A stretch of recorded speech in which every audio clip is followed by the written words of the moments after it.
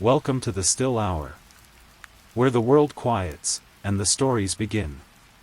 We tell slow-burning horror and strange, forgotten tales, perfect for drifting into sleep with shadows at the edge.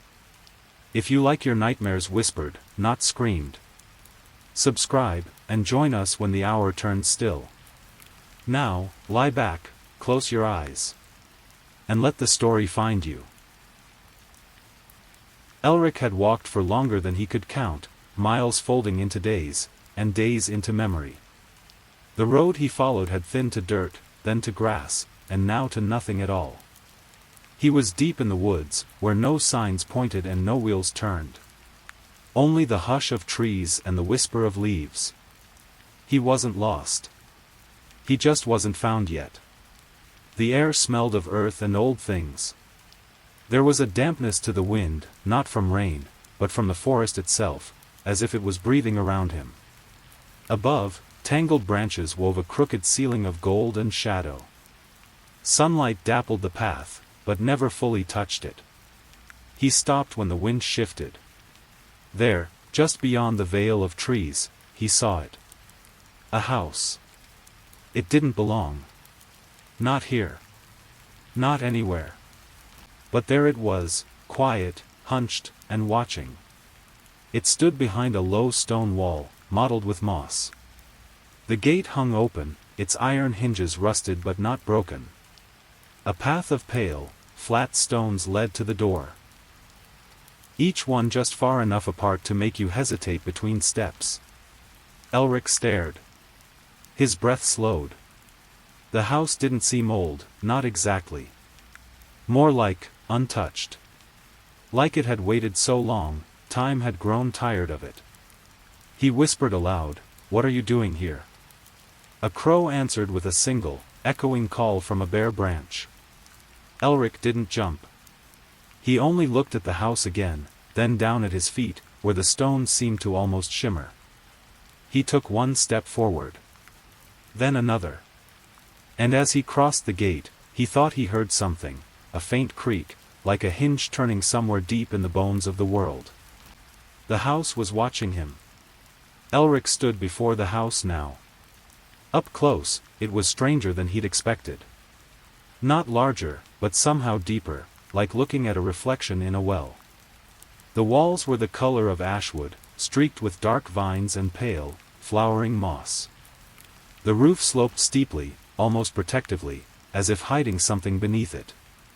There were windows, yes. But none clear. Some were fogged from the inside. Others held warped glass, bubbling like old water. Still others had lace curtains drawn shut, yellowed with age, but never dust. He stepped onto the first stone of the path. It felt warm. The second, cool. The third, soft, somehow, though it was solid underfoot. He frowned, just slightly. His bag felt heavier.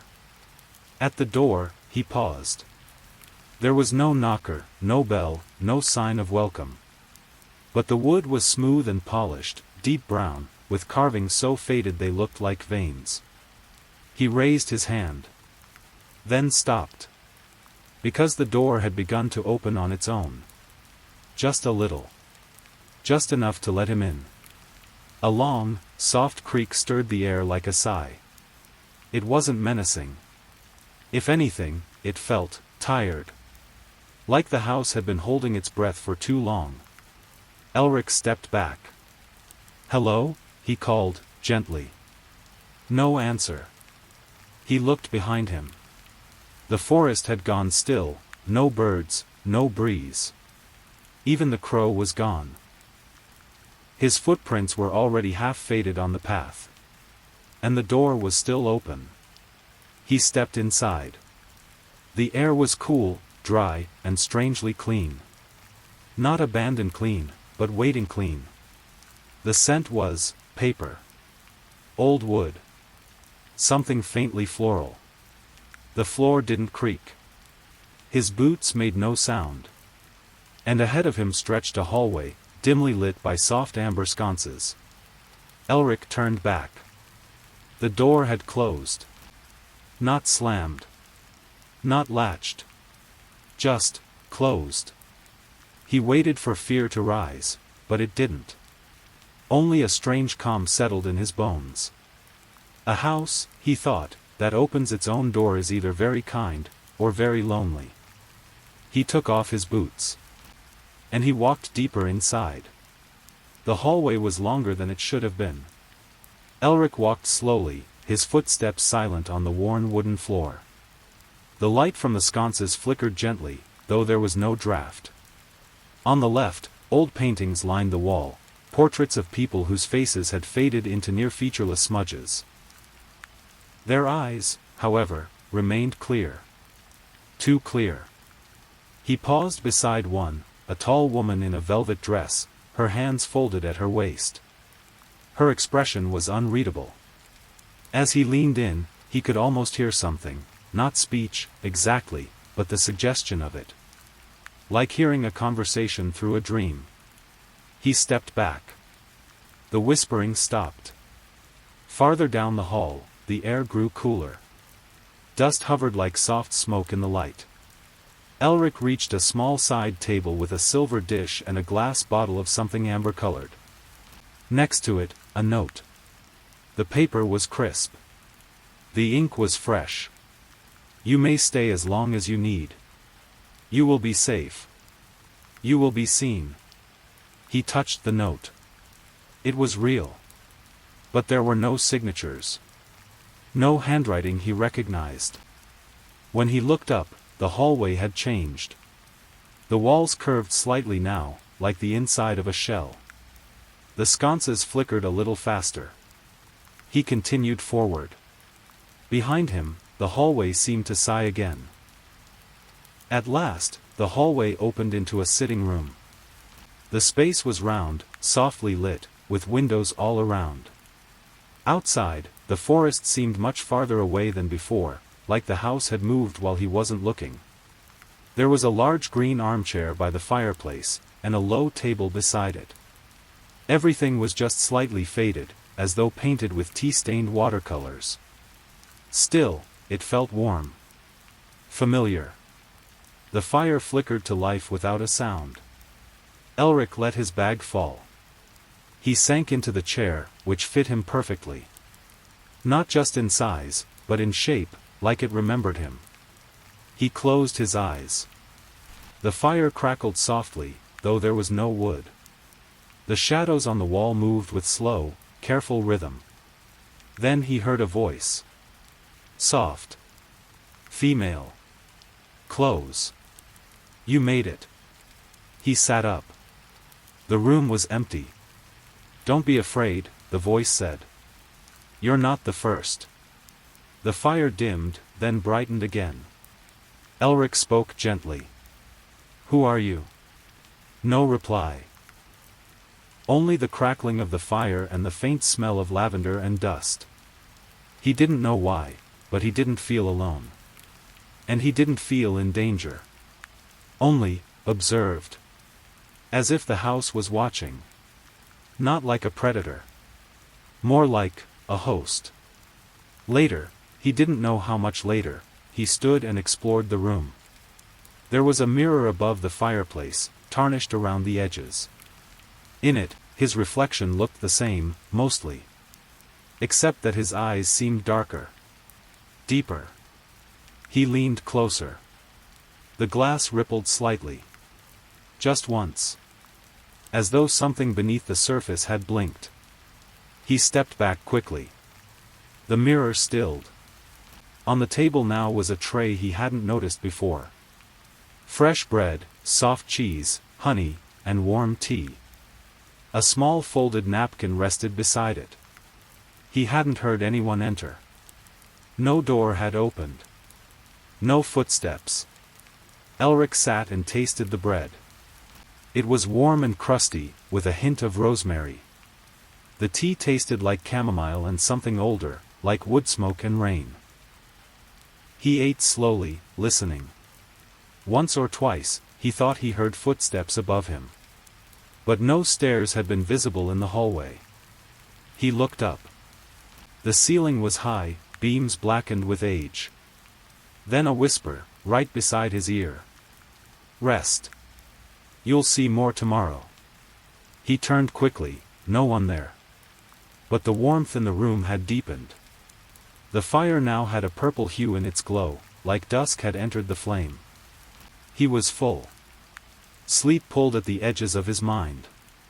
And the house seemed to breathe with him.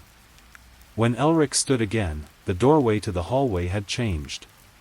Where once it led back to the curved corridor, now there was a narrow staircase, steep, wooden, and lined with lanterns that lit as he approached. He climbed slowly.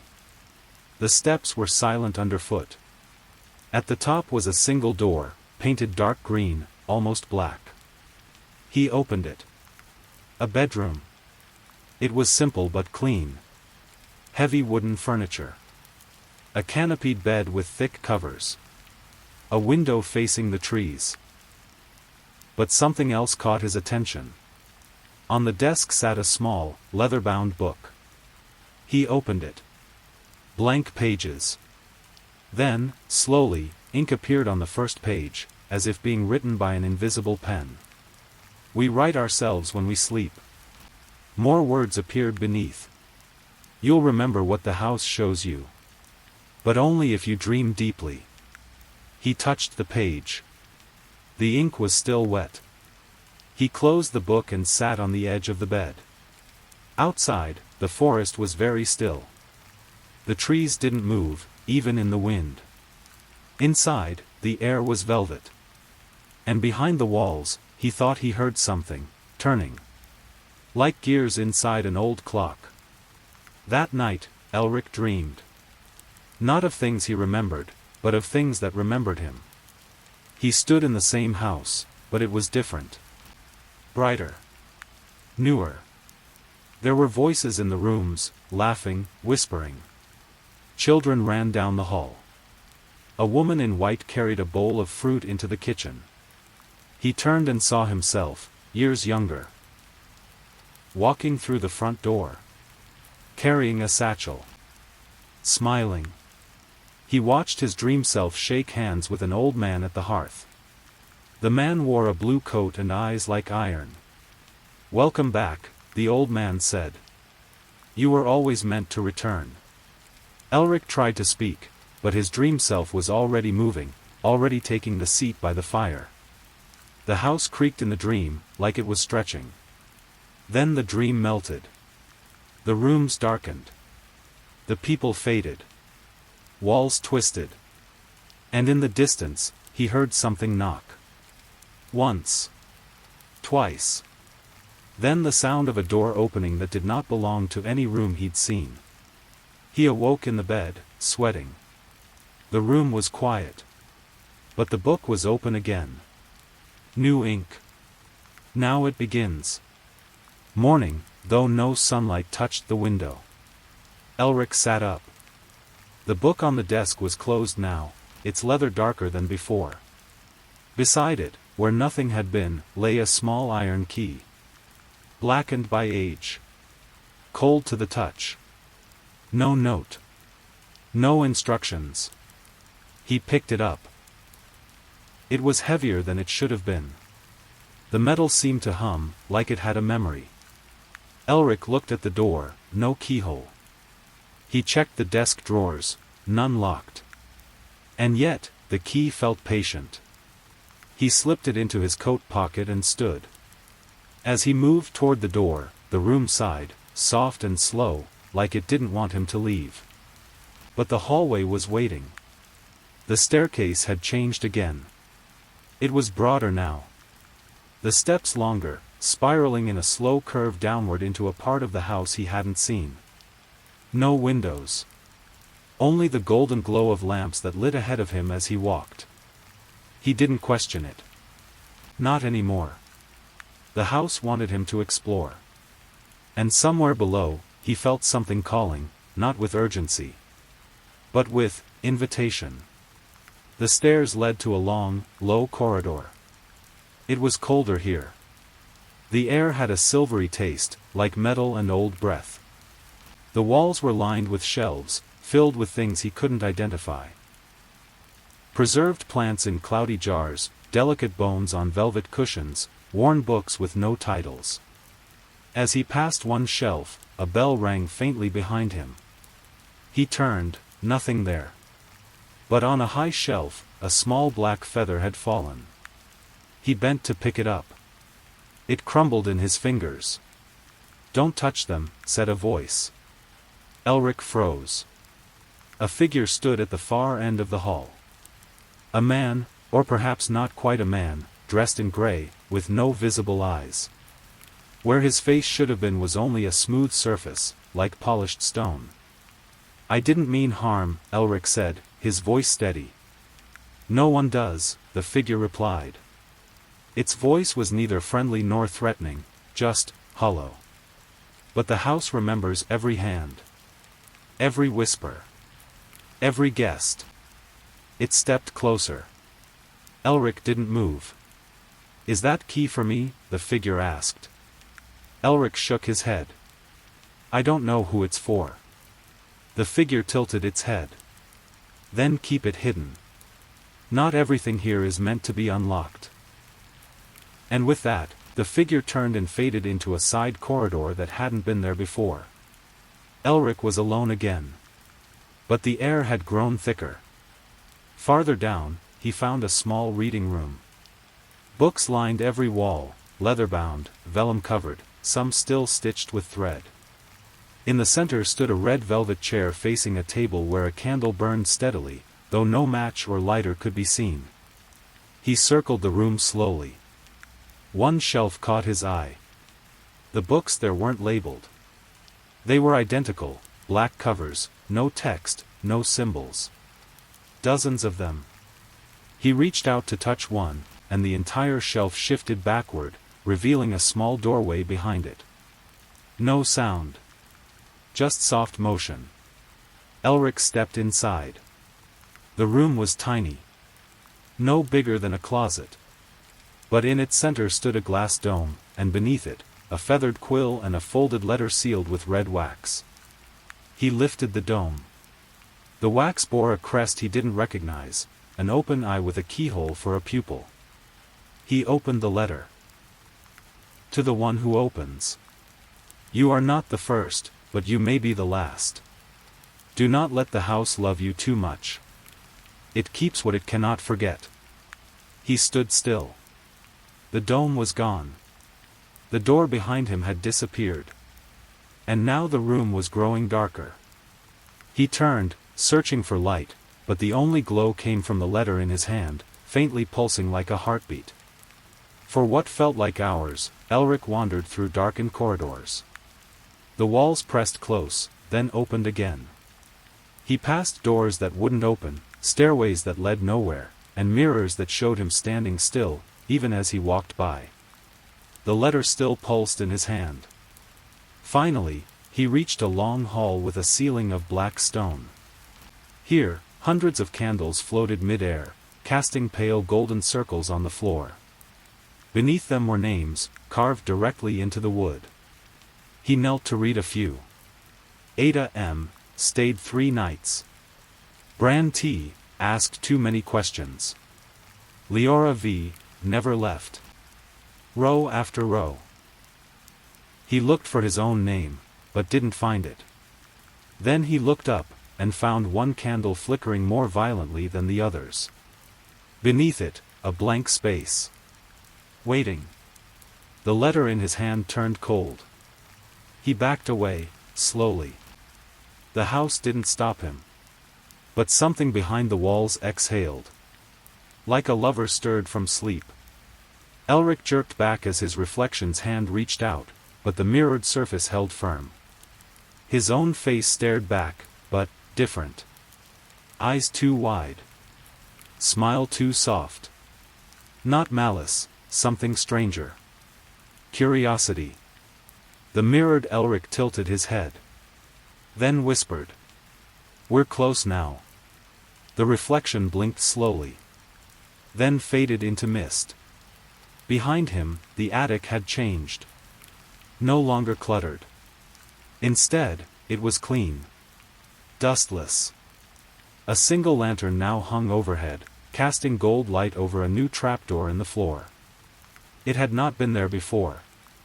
A note rested beside it. You don't have to open it. But if you do, you'll never be quite the same. Elric knelt. The wood was warm. Waiting.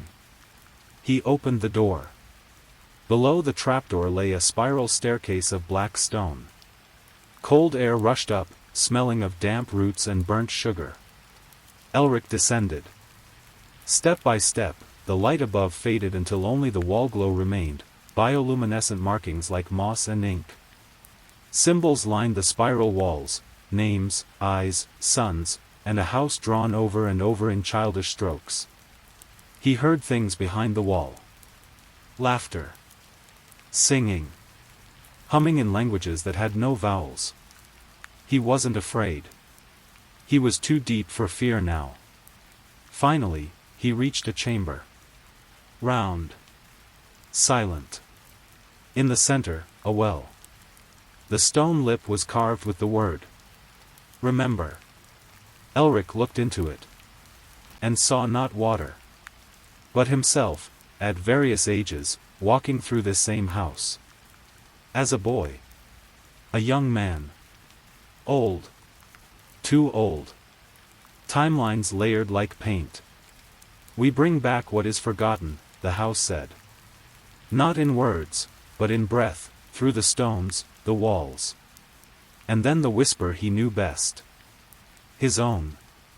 "I've been here before." Past the chamber, a door of woven roots opened to a garden underground. It bloomed in eternal twilight. Trees with silver leaves. Vines that glowed pale green. Birds with feathers of smoke flew overhead, never landing. A stream ran upward into the sky like a ribbon of light. Elric stepped barefoot onto the moss. The garden knew him. He touched a branch. It curled toward his palm. Each plant hummed faintly, a different song. A memory, maybe. Or a dream. He wandered until he found a small bench of bone-white stone. Carved into it. "We rest only when we become part of it." A woman sat nearby. Her hair was made of vines. Her eyes were polished wood. She smiled. "Do you want to stay?" Elric didn't answer right away. She didn't rush him. The stream above curved like a question mark. And somewhere distant, he heard the house breathing. When he returned through the spiral, the house was darker. Not in shadow, but in memory. Each hallway he passed had aged. The portraits now showed clearer faces. One looked like his grandmother. Another looked like him, painted decades ago. He followed a candlelit trail to a final door. Red wood. Vine carved. It opened to a room of mirrors. All around him, Elric in different lives. A teacher. A father. A stranger. A ghost. One mirror showed him asleep, dreaming of this place. Another showed him at a desk, writing this very story. He stepped to the center. The walls folded inward. The room shrank. A final mirror emerged. No reflection. Only a single phrase carved into the glass. "You are the memory that walked back home." The glass cracked softly. And a wind blew through the house, as if in relief. Elric awoke in the sitting room. Morning, true morning, filtered through the curtains. His bag sat beside him. The fire was out. The bread had long cooled. But the chair still held his shape. He stood. Looked around. The hallway was normal again. The sconces plain. The paintings quiet. He walked to the door. This time, he opened it. Outside, the world had not changed. Trees swayed. Birds called. But he knew. Deep inside, he had. He stepped onto the stone path. The forest whispered. Behind him, the door closed. Not with a slam. Not with a lock. But with a soft, long breath. As if the house were settling down for another wait. Waiting for someone else. Or perhaps waiting, for him again. He never looked back. But he always knew the way.